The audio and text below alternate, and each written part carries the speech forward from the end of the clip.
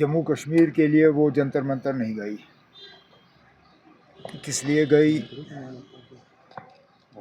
इस सवाल का जवाब तो वो खुद देंगी।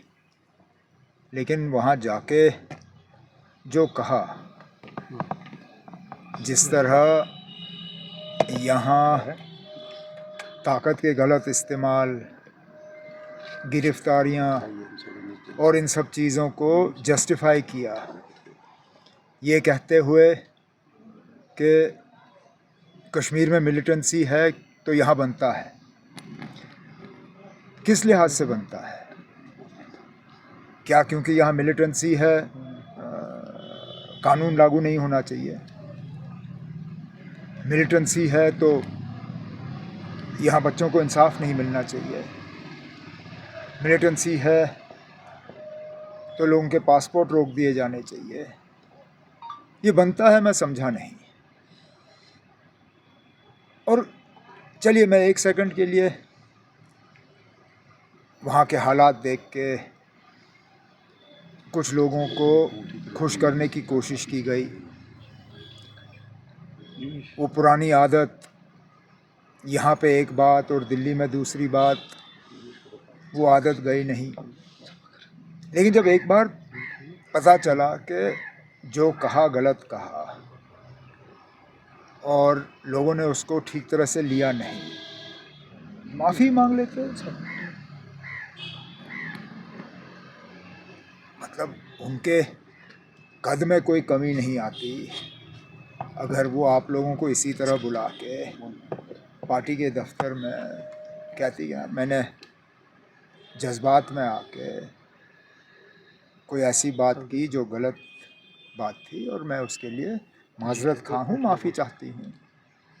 बजाय ये कि माफ़ी मांगे, ज़ख्मों में और नमक छिड़कने की बात। उनके एक वो एमएलए साहब के थ्रू ये बात कहलवाना कि ये जी एआई है, ये एआई का रील है। अब हम इतने बेवकूफ़ हैं।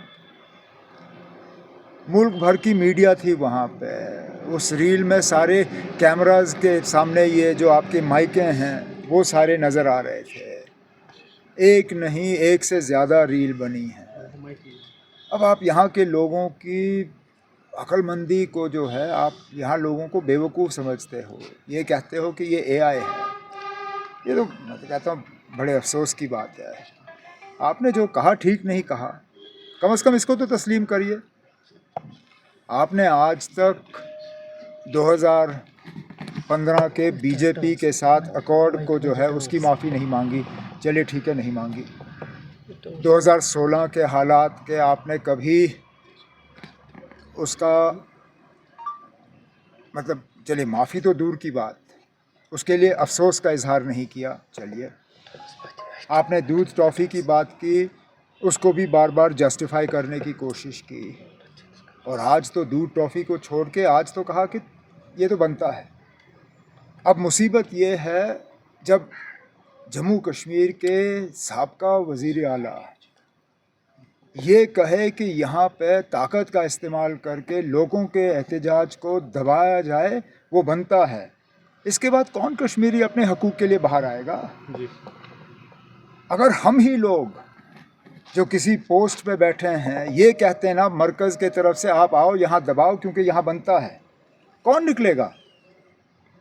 कल को हम स्टेटहुड के लिए ही अगर एहतजाज करना शुरू करें, अब महबूबा मुफ्ती के इस बयान के बाद तो जो बाहर निकलने के लिए भी तैयार होगा वो कहेगा ना अब तो इन्होंने तो खुली छूट दी है। अब तो अगर कल को हमारे घर पे बुलडोज़र चलेगा, महबूबा जी कहेगी ये तो बनता है। अफसोस की बात है, बेहतर होता वो ना ही जाती जंतर मंतर। अगर